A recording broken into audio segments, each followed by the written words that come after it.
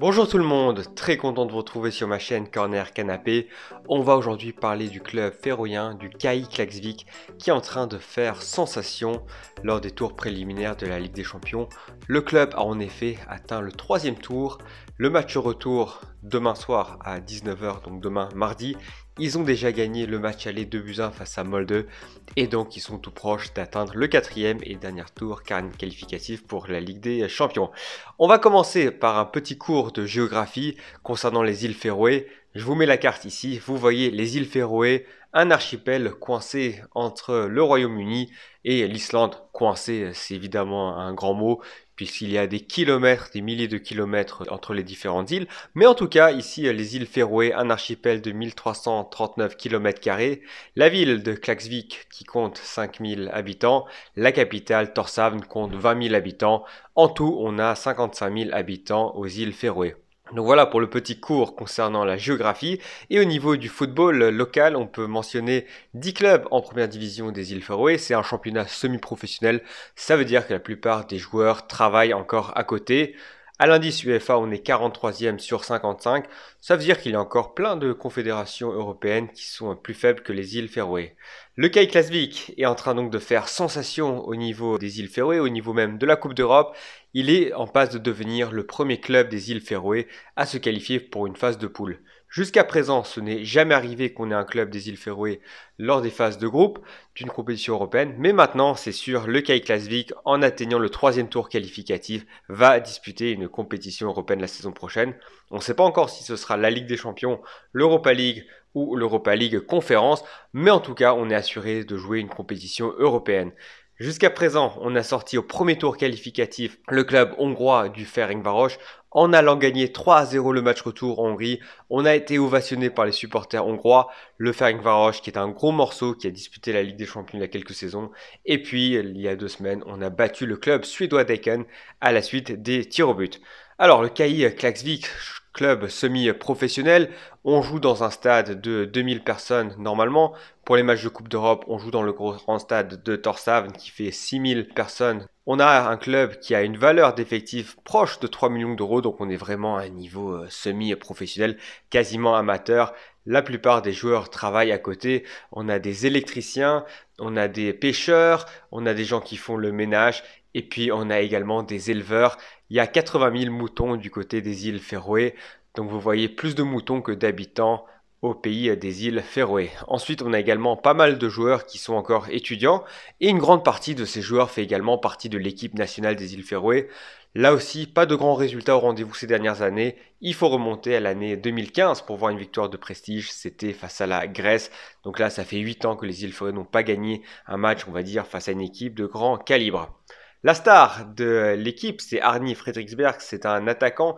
Il a marqué 6 buts lors des 5 matchs de qualification jusqu'à présent, mais lui ne joue plus en équipe nationale des îles Féroé, sans doute parce qu'il a un emploi du temps extrêmement chargé. En effet, il est PDG d'une entreprise aux îles Féroé. Alors il raconte qu'il pourrait vivre de son salaire de footballeur, mais il veut évidemment préparer la suite de sa carrière, il veut également préparer l'avenir, il a déjà 31 ans et donc il travaille d'acharne-pied pour son entreprise entre 8 et 9 heures par jour. Le soir ensuite il s'entraîne 3 heures au football. Mais de manière générale c'est quelqu'un qui travaille beaucoup. Même le jour du dernier match de Ligue des Champions, il travaillait encore la matinée. Il a rejoint finalement ses partenaires en début d'après-midi avant de jouer le match le soir. Et on peut dire que de manière générale, organiser des entraînements aux îles Féroé, c'est assez compliqué parce que comme les joueurs travaillent, il y en a qui s'entraînent le matin, d'autres s'entraînent l'après-midi, d'autres s'entraînent le soir. On s'entraîne finalement jamais au même moment, on s'entraîne jamais ensemble du côté du club de Klaksvík. Donc voilà un peu pour l'histoire de notre ami Arni Fredriksberg. On a ensuite une histoire qui est beaucoup plus incroyable, c'est celle du gardien Jonathan Johansson. Il est arrivé au mois de juin justement pour jouer ses matchs de qualification. Il a signé un contrat uniquement jusqu'au 31 août, mais maintenant que l'aventure va se prolonger, à voir s'il va rester, c'est pas si évident parce que non, en temps normal, il est électricien et là on lui a autorisé de prolonger ses vacances pour jouer ses qualifications. Donc Jonathan Johansson, il joue des matchs de qualification pour la Ligue des Champions pendant ses vacances. C'est quand même une histoire assez incroyable. Mais l'histoire ne s'arrête pas là. Je vous ai dit, son histoire, elle est complètement folle, c'est farfelu.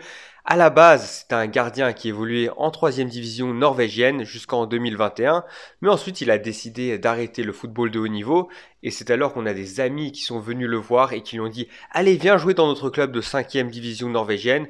Il a accepté à une condition de ne plus évoluer en tant que gardien, mais d'évoluer en tant que défenseur central, et c'est comme ça qu'il évolue pendant finalement 2 saisons en cinquième division en tant que défenseur central.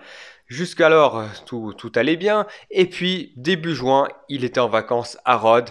Et là, il a reçu un appel de l'entraîneur du KI Klaksvik, Magne Hoseth. Donc voilà à quoi a pu correspondre la conversation. Oui, allô, c'est Magne Hoseth ici au téléphone, l'entraîneur du KI Klaksvik. On a besoin d'un gardien justement pour jouer les matchs de qualification pour la Ligue des Champions. Oui, allô, c'est bien gentil de penser à moi, mais ça fait 2 ans que je joue plus en tant que gardien, donc ça va être assez compliqué. Oui, je suis au courant que tu joues maintenant en défense centrale, mais c'est pas grave, je pense qu'avec un peu d'entraînement, tu peux retrouver un très bon niveau. Allez, rejoins-nous, on a besoin de toi. Bon, ok, j'arrive. Donc voilà à peu près comment a pu se passer l'entretien téléphonique. Ça a l'air assez farfelu. Le gars il est à Rhodes et maintenant il se retrouve du côté des îles Féroé pour jouer en tant que gardien la Ligue des Champions. Alors il était un peu déçu que ce troisième tour qualificatif soit du côté de Molde en Norvège, puisqu'évidemment il habite en Norvège en temps normal. Il avait peut-être envie de découvrir un nouveau pays, mais il aura l'occasion de le faire, pourquoi pas, au quatrième et dernier tour qualificatif où probablement l'adversaire se nommera Galatasaray. Galatasaray qui a gagné son troisième tour aller 3-0 en Slovénie à Ljubljana. Donc voilà pour l'aventure du KI Klaksvik. On verra demain soir, mardi, donc s'ils se sont qualifiés. Mais en tous les cas, même en cas d'élimination, ils joueront encore un barrage d'Europa League. Et puis, quoi qu'il en soit, il y aura encore une phase de poule à jouer pour ce formidable club de KI Klaksvik dont on entendra parler au moins jusqu'en décembre. Voilà donc pour la fin de cette vidéo. Je vous remercie de m'avoir écouté jusqu'au bout. Et puis on se retrouve donc très bientôt pour parler de plus de foot. Ciao ciao!